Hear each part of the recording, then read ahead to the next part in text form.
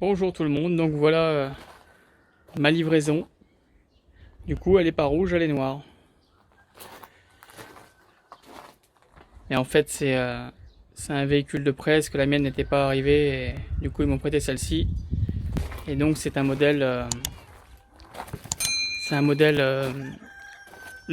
pas long range, ouais, dual motor.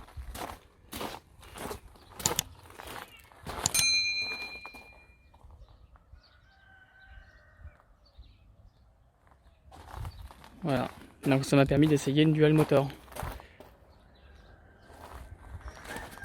Bon, il n'y a pas grand écart, hein. Les différences, ça va être le 0 à 100 en 4 secondes 4 au lieu de 6 secondes 1. Là c'est la grosse différence, mais après esthétiquement il n'y a pas grand chose qui change.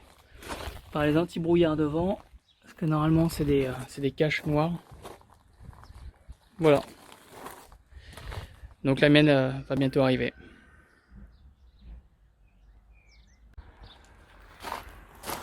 Donc l'intérieur c'est pareil, hein. C'est la même chose. Hop. Tout est pareil, hein.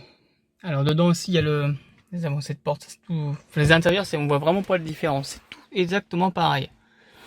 Donc si ce qui va changer aussi, c'est le son premium.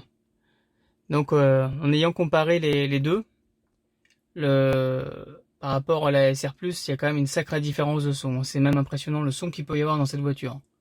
Quand on est dans les sièges, ça vibre et tout, c'est tellement que ça pousse, quoi. C'est impressionnant. C'est vraiment fou. Après, ce qui est fou aussi, c'est les accélérations. C'est par rapport à la SR+, la SR+ accélère fort, mais alors celle-là, c'est du n'importe quoi. Ça marche vraiment très très fort. J'ai jamais connu une voiture aussi puissante, c'est impressionnant. Et l'autonomie aussi qui change. Vous voyez là, je suis à 443 km, 77%. Donc chargé à fond, je crois, ouais, elle était à 575. Chargé au maximum.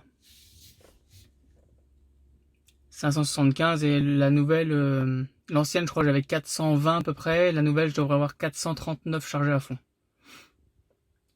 Donc là, il y a l'autonomie aussi qui est meilleure. Mais bon, après, il y a plus de 10 000 € d'écart entre les deux. Est-ce que ça justifie la différence de prix? Moi, pour moi, non. Non, parce qu'une SR+, en plus, on peut la charger à 100% sans souci. Donc on peut profiter vraiment de l'autonomie maximum tout le temps, quoi. C'est ça qui est bien. Bon, après, c'est vrai que les accélérations, c'est fou. Voilà, voilà.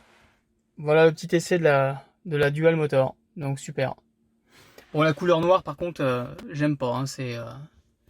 Elle est belle quand elle est lavée, mais alors, elle reste pas longtemps propre. C'est ça le problème. Donc je regrette pas d'avoir pris le rouge. Allez. Ah oui, j'avais oublié de préciser. Donc Tesla, donc du coup, m'ont prêté cette voiture et j'ai été surpris parce que la voiture est toute neuve. C'est vraiment, c'est une dual moteur 2022 avec 468 km. Elle avait 41 km quand je l'ai eu. Donc franchement, super Tesla au niveau du SAV, il y a rien à dire, hein. Il y a jamais de souci avec eux. Ils sont toujours arrangeants. Enfin pour moi, c'est l'expérience que j'ai eue avec eux. J'ai jamais eu de souci avec ça. Voilà.